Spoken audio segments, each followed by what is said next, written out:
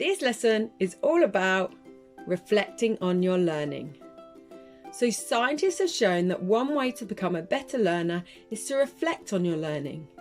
This means thinking about your learning and asking yourselves questions such as how you feel about the learning, what went well and what didn't work so well.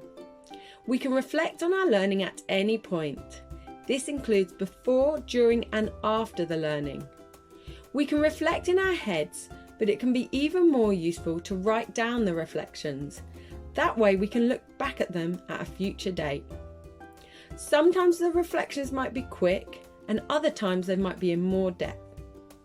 There are no set questions we should ask when we reflect, but here are some ones that might be useful to try. What learning strategies helped me learn and when might I use them again? What strategies didn't work so well and why? What were my barriers to learning, if there were any? And what might my next steps be for my learning?